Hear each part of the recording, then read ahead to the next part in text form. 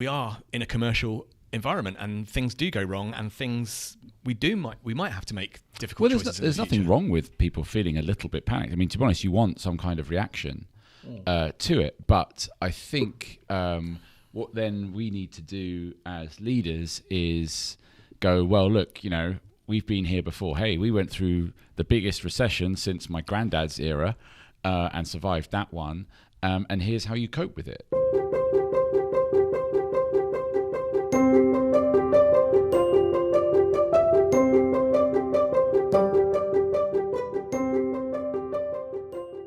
Hello and welcome once again to this edition of Behind the Screens with me, David Hart, and as ever, my colleague Mark McDermott. Hello. It's a hot day in London, but good to be here. So, just about stopped sweating, and I got sunburned at the weekend, so I'm just hot generally. I get sunburned in the UK. I went on holiday, didn't get sunburned, came back, went out in London for a few hours, got sunburned. Just crazy. Yeah, annoying. What are the chances? There we go. Yeah. Wear sunscreen. Apparently that song is 20 years old. That Wear Sunscreen. Is it Baz Luhrmann song? Is it a song? Maybe do a little rendition of it. It's like a list of things, of advice, of how to lead a good life. And one of them is just wear sunscreen. Oh, yeah. I can't actually remember all of it, but it's kind of a... Yeah. I thought that was pertinent because we're about to talk about how to lead... how to deal with failure, aren't we, today? Well, so too often, we watch videos and listen to podcasts of entrepreneurs talking about their experience, and the normal format is, "Hey, I'm David Hart from well-known SaaS company. Pleased to be here. Before this, I worked for another well-known SaaS company, and I scaled the business from $1 million to $150 million. And today, at well-known SaaS company." We've got $1.2 billion in ARR. We're employing 1,200 people globally. And it's great to be here. And today I'm going to talk to you about the 10 things that you need to do to scale your enterprise business. And don't get me wrong, 9 times out of 10, those talks, someone who's done that twice, you're going to want to listen to what they've got to say because you're definitely going to learn something.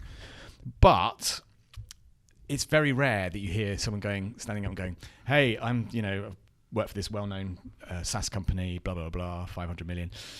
And I'm really struggling. We've had a really terrible quarter. I don't know what to do. I can't sleep at night. I thought I'd just sort of stand up and share that with you and just, see where we're going to go from. And the reality is that it's very likely that woman who scaled her business from $1 million to $150 million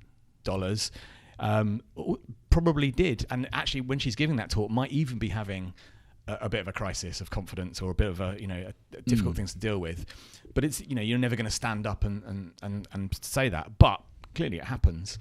So what we thought that we would talk about today is really, firstly, how you kind of deal with things when things go wrong, and then maybe the second half is how you kind of communicate that. So see where that takes us. So anything bad ever happened to you, Mark? 15 years of running a business? This week or just.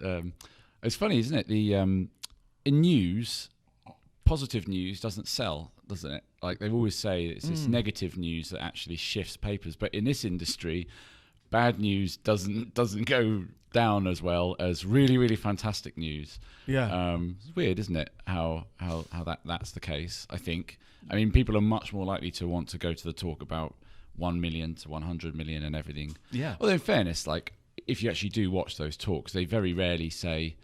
It's usually because, we tried that, it didn't work, and then we tried this and it did. So, I mean, there is some negative in there, but ultimately that it's a bit like a Hollywood movie and they are going to end up together in the end, even if they're having a bit of a breakup in the middle of the film. Like, you think, there's still a good chance this couple's going to work out. I'm thinking like standard rom-com or anything. Yeah. But yeah, bad things. So we're talking about how you cope with them. Yeah, I suppose. I just not sure I'm the best person to give advice on that one. There's two things, like how you cope personally with difficult things, because actually when you're running a business, it is all on your shoulders. And I think actually we've been doing this for 15 years, and when I think about things that went wrong when we first started, I can think do you remember there was this Irish guy that... Oh, yeah. Yeah, let's not say what it is, but it was... I very much doubt it still exists. No. But yeah, I do remember it was a social media thing before... a really bad social media thing. But built entirely in Flash. It's entirely because that's what all good social networks should be built in. Yeah, but it went a bit. It was the first thing that went kind of wrong in terms of, like, we realised before we started that we shouldn't have done it. We'd made an error, and he was threatening legal action, and I had no experience of any of this before, and I just remember really being super stressed by it. Yeah, in a way that if that happened to me today, I'd just brush it off. I think it wouldn't be anywhere near as scary as it seemed to me back then. Yeah, no, I know what you mean. I'm immediately going through my catalogue of memories, and the one that stands out for me is doing Barclays Bank annual report and having to go live to the city at 8 a.m. as is their must-have, and it was the first time they'd ever done that with a non-printed version, i.e. there was always an online version as a secondary. Yeah. This was the first year where the printed version was on demand if you wanted it, but the actual version was online, and it was the night before, and it wasn't done. And also the content of the site had to be audited by PwC. Oh, yeah. Because they'd given us, obviously, the data, but they had to then sign off that we'd actually pushed that data onto the screen and not, like, mucked around with it, which, in fairness, quite a lot of mucking around had to be done because we had ill-advisedly believed that the publishing system was really simple to use and would translate the markup language of a printed document into HTML. And this is like 2008, something like that. It had to be all done manually, and it's hundreds and hundreds and hundreds of pages, and that was really, really bad. And I think that's when the client called me a C word.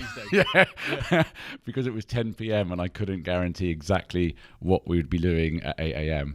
That was a very bad night. I think those are the kind of things that happen where suddenly, you break out in physical rashes and all that sort of thing. That said, like, we are kind of joking about it now, and we kind of pulled it off, so it wasn't an unmitigated disaster. It was horribly stressful, but it got done.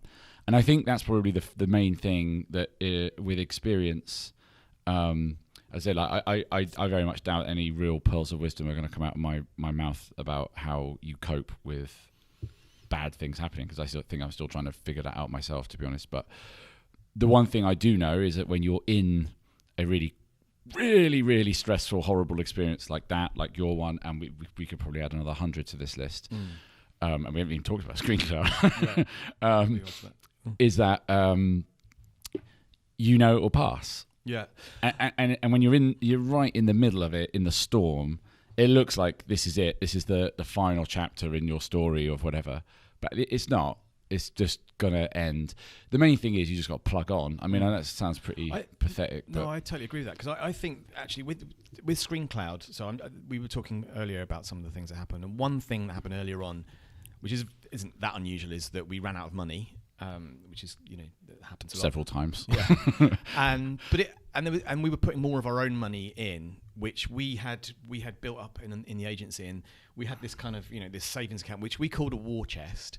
But to me, really, it was more of a safety net, I think, if I'm looking back. I called it a war chest, but really it was my safety net. And I could see that safety net slowly whittling away and going... It pretty much was that almost ended, wasn't it? Yeah, and we were like, okay, this is kind of scary, because actually what if ScreenCloud isn't the best thing that we... But I think the reason it was a bit traumatic, but it wasn't terrifying in the way... It wasn't... I would say waking up. The things that wake me up in the middle of the night weren't that. It was more kind of. It was the things I didn't have control over. Even though you don't have control over running out of money, I think it was more the thing about ScreenCloud when we were running out of money is that we still had a plan, and the plan was kind of going to plan, even if it veered a little bit off. We didn't plan to lose money. It was broadly speaking working. Yeah. And the signals we were getting back from customers were looking positive. It's always been that if we've had a plan and we've stuck to it, and even if we're kind of veering off to one side for a little bit, but if you always kind of keep your head on the fact that, or your eyes set on the fact that, look, this is where we're going. Okay, the journey there might not be completely straightforward, but we're still going in the right direction. It never is. It would be too. I mean, if you planned it to that degree, one, you wouldn't be taking a huge amount of risk, because if it's all knowns, where's the you kind of need unknowns, otherwise you're just building a clone in effect. So when you're building a company that's trying to do something slightly differently, you have to have unknowns, and therefore the plan will veer and alter at least at the episodes of the plan. Well, mixing metaphors too much, but and then but broadly speaking, if you're sticking to like what's the main thing and just keep the main thing, then it isn't as scary. It's just when it's the big oh dear.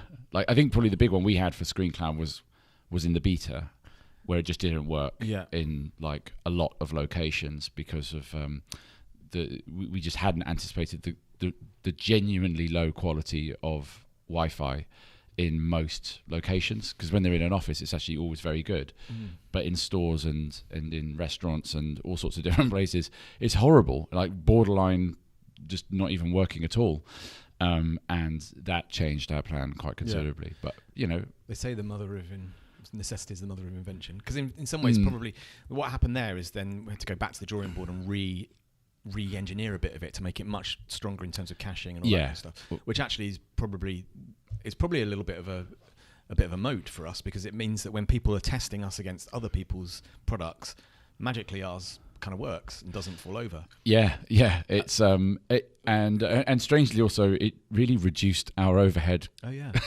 terms of hosting, because we just sort of thought, oh well, it'll just be broadband connection. Then we realized we couldn't really use it. So it's like I always kind of joke that ScreenCloud is the least cloud, because it's you're going to get a bit nerdy about it, it's still cloud, but it's like edge, as in we don't really run most of ScreenCloud from the cloud. It operates from there, but almost everything runs locally now, which means that actually, unlike say something like Netflix, which is streaming, our actual bandwidth costs are way, way, way lower than what we had originally anticipated, because we're basically running everything offline, and customers want that.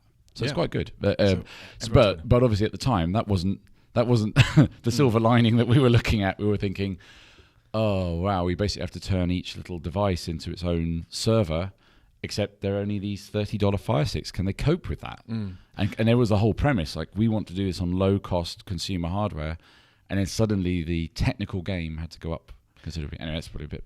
So how do you manage? Much detail. How do you manage in your head when things are going bad? How do you kind of mitigate? So for me, I generally tend to do this thing, which is probably a really bad thing actually in retrospect, but I've always done it.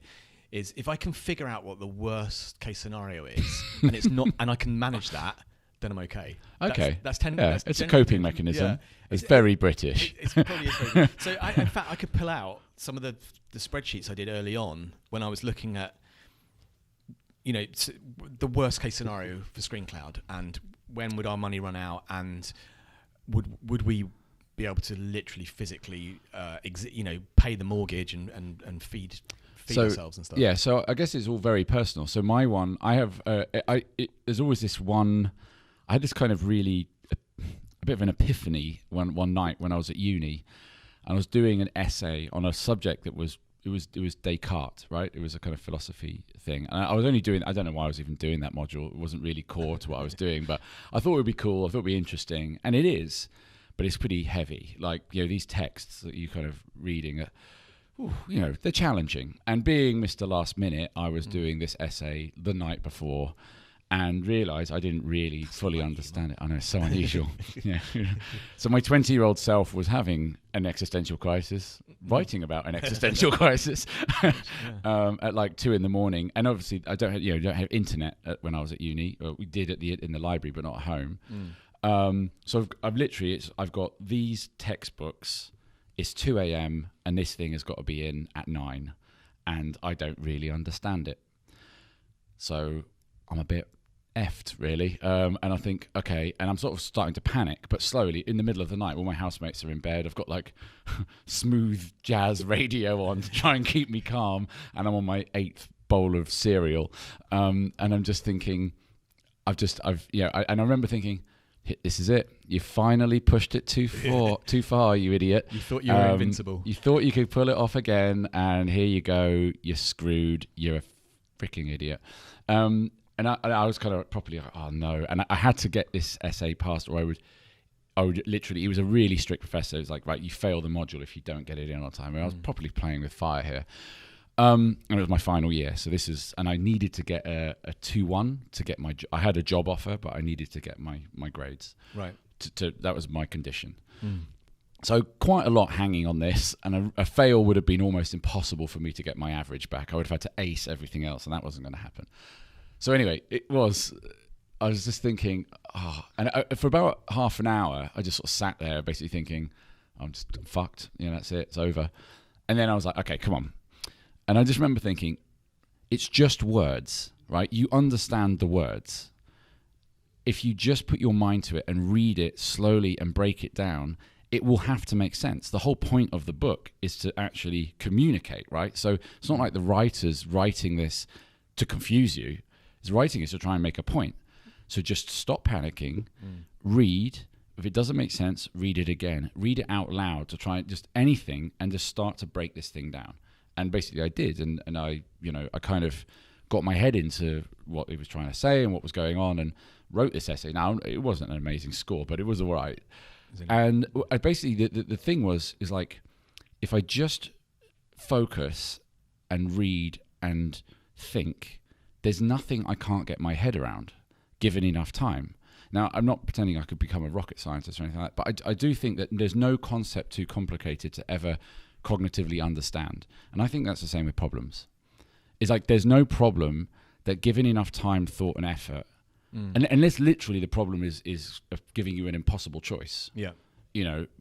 But this is an essay or a software product. There's no impossible choices, really. Yeah. There's compromise, hell yeah, but there isn't doom or doom. I've very rarely been in a scenario where it's like, well, what do I do now? And I was having a proper panic quietly in my flat at uni, and then I was like, you know what, I can do it. And every time I hit something like that, I just think all I need is time, and not to panic too much. I mean, you got to have a bit of panic. It's a normal human reaction. Yeah.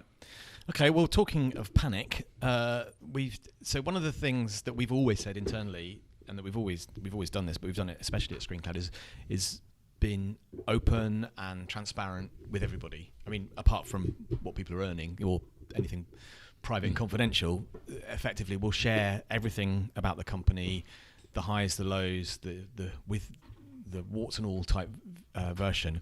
And what we do every month is stand up in front of the company and we do a little talk, and part of that is revealing the numbers. And there was something happened before Christmas which it was, I completely misjudged this.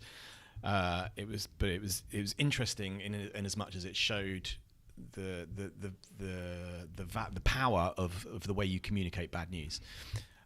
So what happened was we'd had it wasn't nothing terrible at all, really. This is a kind of ironic thing, but we the sales were slightly down on budget. I mean, not by a huge amount, but they were a bit down on what we'd originally budgeted. And at the same time, we'd pushed a bit harder on our hiring plan than what we'd budgeted.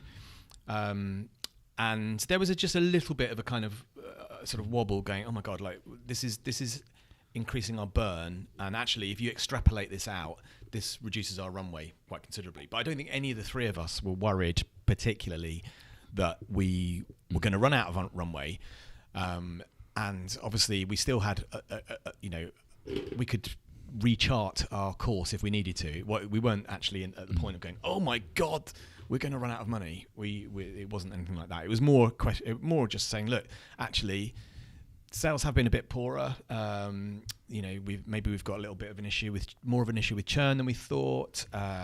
And at the same time, we're hiring more people, and that's not converting into greater sales. So that's okay. That's just something that we need to look at. Well, that's how it was in my head. The way I described it clearly is what I do is show graphs and things, and I said, look, this is the graph of what we budgeted, and it showed a difference between revenue and costs going over a period of time, and then this is what we're looking at right now if we carry on this route. But you were doing what makes you feel better. Yeah, probably. Yeah, it's like which is, I'm just going to say, a rare thing. Yeah, maybe it is. I was kind of thinking it's the best thing, because then if you go, okay, well that would be awful, but look, I'm still alive. So that's good. I just don't think your coping mechanism is the common one. I think it's a rare blood type. Yeah, it must be something. I don't know what it is, but it's always been something that because I kind of think if I'm, I was thinking if we can still pay ourselves at the end of the day, that's if we can't pay ourselves, then that's scary. Okay, now I admit that would still be a terrible thing if that was your final position. Well, also remember that. I mean, anyone with half a brain can figure out that if a company needs to survive and starts to make costs, I mean, like the last people out the door are the founders, right? So yeah. Although probably the founders would take a cut, but yeah. Oh no, when we were really screwed, we got paid nothing. Yeah, exactly. But what I'm saying is that you still don't get evacuated. Yeah, no. So again, like. Yeah. I know it's kind of probably. If you're like it was like last in, first out. I mean, anyone new at that point would be legit panicking. Yeah. So anyway, I stood up and did this talk and said, "Look, this is just to fill you in, because actually the other thing is that up until that point, it would always because we've had a really good. I don't want to jinx it, but a good news story. Yeah, we've had some. ScreenCloud has been, by most people's measures, pretty successful. We've grown significantly and consistently. We've got a brilliant team. We've made some great hires. So it was quite often that every month we would stand up and we'd go, look, we had another record month, and we were breaking records every month. But we did like most companies have a little bit of a less success. I mean, we're still growing, but just not at the same rate. So anyway, I stood up and did this presentation and said, look, this is what it's, just to make you aware of this. We can't continue like that. Obviously, we will need to make some kind of changes if this doesn't continue, or if this does continue, sort of thing. But what I meant was more like, maybe we might need to slow down the rate of hiring or whatever it is. But I wasn't really making any conclusion other than the fact that we're aware of this. It's it's not always good news every month, and we want to share that with you. Anyway, what I didn't realise then is I came away and like half the company thought that meant that they were going to lose their job, or not. Probably not quite half, but certainly some of the more junior people were like, "What does this mean for me?" And I clearly hadn't communicated that well enough. I hadn't reassured people. Yeah, I think it was missing the last chapter of the talk that maybe people needed to know of like, and here are the likely scenarios of what happens next, rather than it can't carry on that way because there's a little bit, and into season 2, who knows? Yeah. So I think for me, I said to people that do people still want us to be transparent? And obviously everyone's going to say yes. No one's going to say no. Just give me the sugar-coated version, please, in the future. Be careful what you wish for. Yeah. So I think people will appreciate the fact that we're open and honest with them. But I also now recognise that I need to be. As a leader, it's obviously you're in control of everything, all the information, and you have a pretty clear idea what that actually means for the company. But I can see if you're on the receiving end and someone's telling you something, but perhaps doesn't provide the reassurance that probably needs to go with that can seem, especially if you're kind of quite junior and you haven't been in a startup before, it can be quite scary if one of the founders stands up and says, dudes, this isn't great. We're going to need to make changes. But at the same time, we are in a commercial environment, and things do go wrong, and we might have to make difficult choices. There's nothing wrong with people feeling a little bit panicked. I mean, to be honest, you want some kind of reaction to it. But I think what then we need to do as leaders is go, well, look, we've been here before. Hey, we went through the biggest recession since my granddad's era and survived that one. And here's how you cope with it. And here's how you respond to it. And so maybe it's just saying, look, if you don't have, because a lot of people, this is their first job. So they don't have experience, right? It's literally, you can't inject experience into someone. So what you can do at least is give them like your experience. At least they can leverage that whilst they get their own. And obviously their own one will be much more useful to them in their future. But is to go, look, in our experience, a scenario such as the one you'd illustrated in that discussion can kind of like come out of it in 3 ways. And you can put one of those three ways being like the continuing trend and that being negative and what would happen then. But you can also give two, like turn it around or like slight improvement and go like, in my experience, when you're fully aware of a problem, you have time against fixing it, and obviously there was some seasonality. Like that's, I think that we're coming to the last quarter of the year. We know from our experience that the first quarter of the year is much stronger on sales, regardless of any other changes you make. You just do better anyway. Then customers are much more open to spend. So we probably should have done more of that and gone, look, in our experience, this is how this will turn around. That doesn't mean that now it will magically do it. Like, it doesn't magically do that. You still have to do the work. But what you don't need to do is go into sort of a paralysis of fear about, oh my God, we're screwed. Because although the worst case scenario might make you feel better, I really honestly doubt it makes lots of other people feel better. But it's worth knowing what it is. But it's also worth knowing what it is in the context of other things. And then probably a little bit of a probability expectation from the experienced people.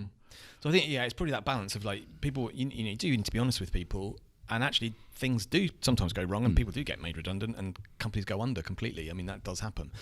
But as you say, it's not valuable if people who are a bit less experienced are sat there going, I don't know what to do. I don't know what to do. Yeah. Oh my God. Well, the worst. I mean, like that's especially if they can't do anything. I mean, literally. Well, what do I can't do anything about the fact that you've just hired loads of people in.